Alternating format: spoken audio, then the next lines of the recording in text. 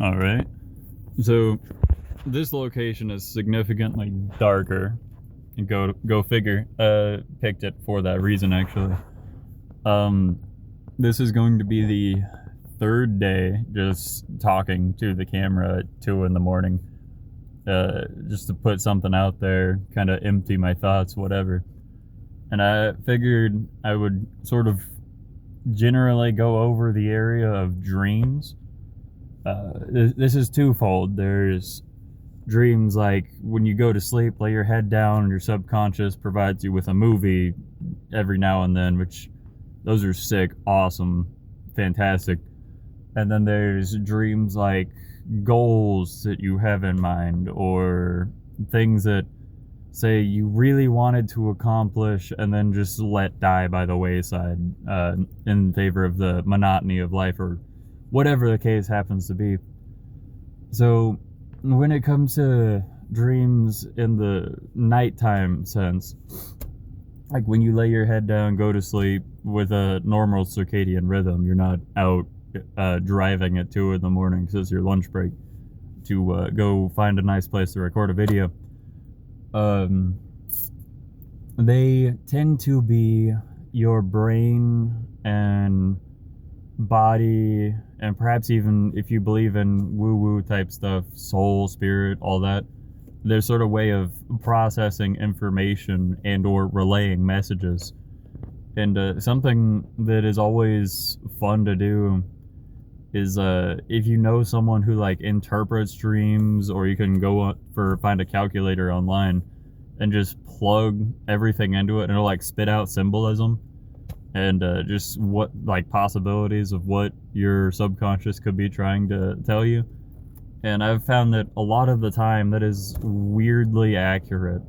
Like not in the sort of way like with what's it called, astrology, where it's like super vague and that could be anybody, but like with your dreams it has a tendency, and no matter how ludicrous they are, that when looking at the facets of your life that go into that, and trying to just find a meaning in it, if you like write this down and manage to actually remember everything, just like kind of look around, be like, because the subconscious doesn't really process things like the conscious in the form of like thoughts, and sometimes even no, just thoughts. The subconscious is more prone to imagery and feelings, and so like basically you take what you're feeling and what you're seeing and then sort of combine it with what you were thinking and doing, and like plans on what you want to do, or like things you know you should do, and just kind of amalgamize everything into one coherent ordeal. A lot of the time you'll find that that is actually going to set you on the right path in some way or another. So that's always fun to look into. But more importantly, and tangibly and less woo-woo type nonsense, dreams in a aspirational sense, I feel like everyone, and I'm going to beat this horse to death over the course of however long I'm doing this, should absolutely find some sort of facet that they can pour some amount of energy into that'll get them closer to whatever dreams they may have. And frankly, I've got a long list of things that I want to be or do before I die. For example, because way back in the day, I actually made a comprehensive list of them, and it was like the most off the walls, bounce back and forth wackadoodle shit. There was I want to be a carny at some point, which is absurd, but that's why it's so appealing, and like it's very free and liberating. And then I also wanted to make at least one movie, write a handful of songs, put them out there. So like that's acting, musician. Definitely want to get into selling art, not necessarily taking commissions, but so I'd have to fortify my capacity for it, which I'm decent, but there's so many people out there who are better. And honestly, AI can do what I do in like a day within fucking 30 seconds. It's ridiculous. But there's a human touch to that can't really be replicated. It's hard to explain, but you can almost always see it in the difference. And let's see. So that's art, music, video, shenanigans. Paleontologist. I really just want to like go find faff about with like some historical ruins, like learn more about that kind of shit, or that would be the archaeologist side, but like also specifically dinosaur bones. Like whenever you're a kid and people ask you what you want to be when you grow up, I feel like that is the most unfiltered, true to yourself answer that you could possibly have based on what you know at that time.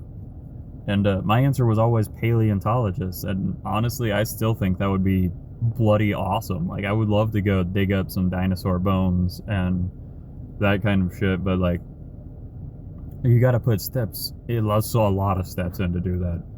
At one point in time I was considering being a lawyer and a psychologist, and possibly even a therapist, which you can easily get practice in those fields just by having a bunch of friends and like helping them through their shit. But you'd also, in order to do it professionally, have to do a lot more than that, which I'm just not interested in. I can't remember what all else. Ooh, NASCAR driver. Like basically any reason I could possibly find that would make it so that I could legally drive at Mach Jesus and not get pulled over and fined thousands of dollars for it would be absolutely phenomenal.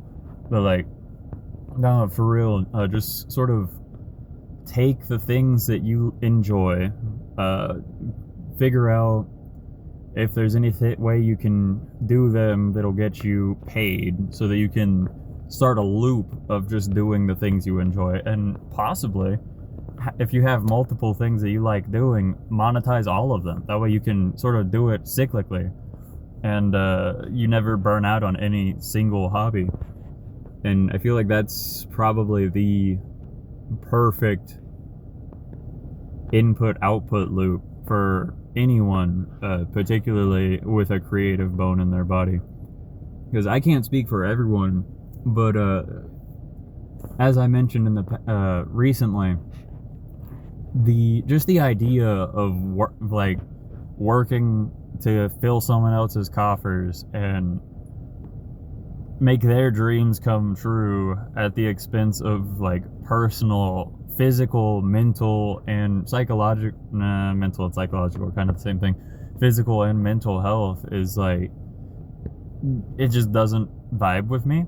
And the same thing goes for, what was it? Energy. Whenever you're doing things that you frankly couldn't care less about, your energy reserves tend to absolutely shit the bed. And ironically, that's something that in the past couple days I've figured out well, I guess it is technically a substance that helps with that in particular. Just being able to force yourself to do uncomfortable things. And what was it? And not be dead after a job you hate. I started taking creatine gummies before and pre-workout before I go into work, and then eating significantly healthier than I have. So I've just been, basically, if it says protein on it, I'll check. If the carbs and sugar is low, it's a perfect purchase, and I'll get that. And that's sort of what I've been living off of. There's protein pizza, protein shakes, protein like Danimal smoothie things. It's not a Danimal at all. Chobani is the brand that I normally go with on that. And just all kinds of neat things like that. There's a brand that they make fucking mac and cheese. They make pastries. If we go onto their pastries specifically, you get 20 grams of protein, 4 grams of carbs, and 0 grams of sugar.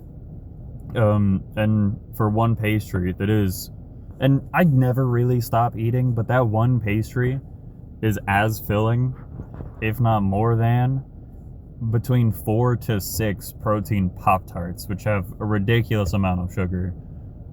10 grams of protein for 2 tarts versus the 20 for one.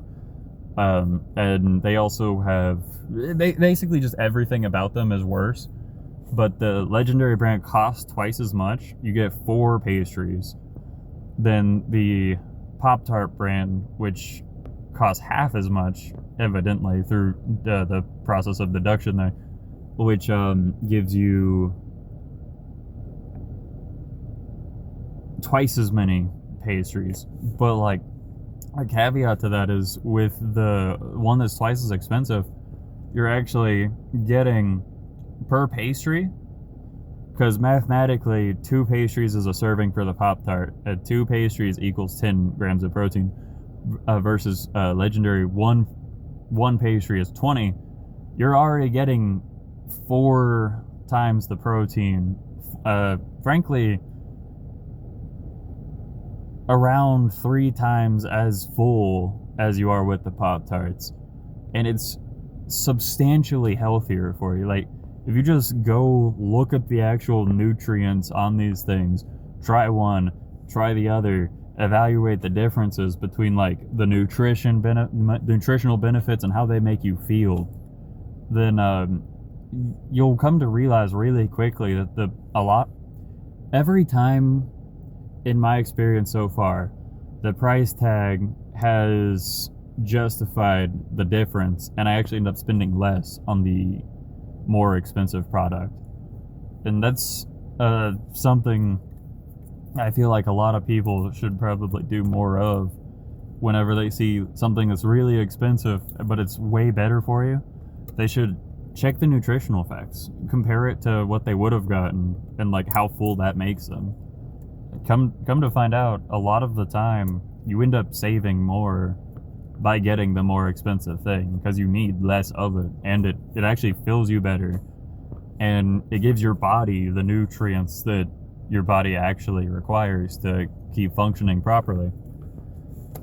And ever since I started, specifically the creatine, it seems like my mind, like the brain fog, has just sort of evaporated, and everything is functioning at a higher capacity than it has been. That's a fun little tangent, because this was supposed to be about dreams. Definitely don't script any of these. It is probably evident through the all over the walls nature of them, but there are so many things that I want to talk about, and just, this is a perfect outlet for it. And who knows who it might help, who knows who needs to hear these things. Maybe it reaches them, maybe it doesn't. I don't know, but one can definitely hope. And I hope that whoever is watching this is helped in some way through the information that I've been relaying and the stories and all of that. And I do suppose that is all for today, so I'll see you tomorrow.